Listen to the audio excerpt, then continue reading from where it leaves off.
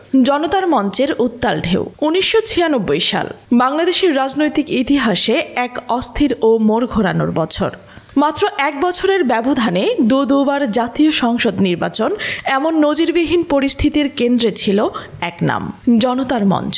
ফেব্রুয়ারির শীতল বাতাস যখন দেশজুড়ে বইছিল অনিশ্চয়তার হাওয়া, তখনই শুরু হয় এক নাটকীয় অধ্যায়। ১৫ই ফেব্রুয়ারি বিএনপি সরকারের অধীনে অনুষ্ঠিত হয় জাতীয় সংসদ নির্বাচন। কিন্তু শুরু থেকে এই নির্বাচনকে ঘিরে ছিল অনাস্থা, বিরোধিতা আর সন্দেহ।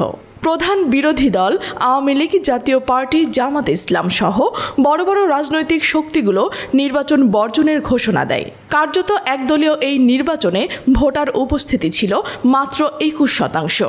ফলাফল ঘোষণার পরই দেশজুড়ে ছড়িয়ে পড়ে অসন্তোষ, ক্ষোভ আর উত্তেজনা। সাধারণ মানুষের মনে জমে ওঠে প্রশ্ন, এ কেমন গণতন্ত্র?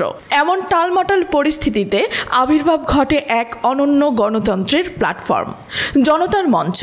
৭১-এর ঘাতক দালাল নির্মূল কমিটি ও ছাত্র সমাজের যৌথ উদ্যোগে গড়ে ওঠা এই মঞ্চের আহ্বায়ক ছিলেন লেখক ও বুদ্ধিজীবী শাহরিয়ার কবির এবং আহমদ রফিক। শাহবাগ মোড়ে প্রতিদিন জমে উঠতে থাকে মিছিল, প্রতিবাদ, আলোচনা আর সাংস্কৃতিক অনুষ্ঠান। ছাত্র, যুবক, নারী, শিক্ষক, পেশাজীবী সবাই এক কাতারে দাঁড়িয়ে সরকারের বিরুদ্ধে গর্জে ওঠে। রাজপথে রাজনৈতিক উত্তাপ আর সাংস্কৃতিক ও গণচেতনার পূর্ণ জাগরণে মুখর হয়ে ওঠে জনতার মঞ্চ। তাদের একটাই দাবি, অবিলম্বে তত্ত্বাবধায়ক সরকার গঠন ও নিরপেক্ষ নির্বাচনের আয়োজন।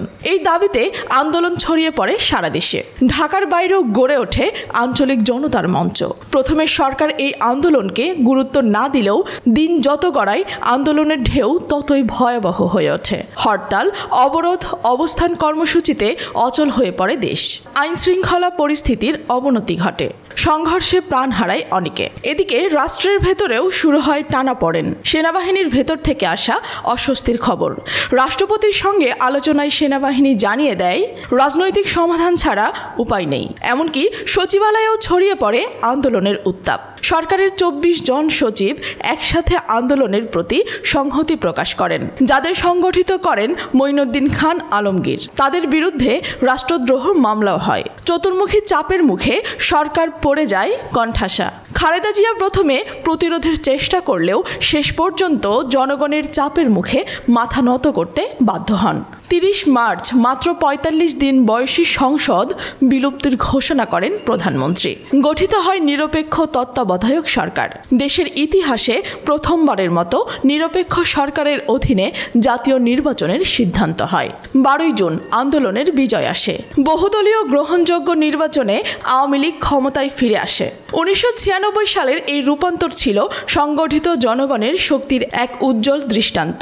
জনতার মঞ্চ হয়ে উঠেছিল কণ্ঠহীনদের কণ্ঠস্বর, যেখানে প্রতিটি মুহূর্তে ছিল সাসপেনশন, ছিল উত্তেজনা, আর ছিল গণতন্ত্র ফিরে পাওয়ার এক অনন্য লড়াই।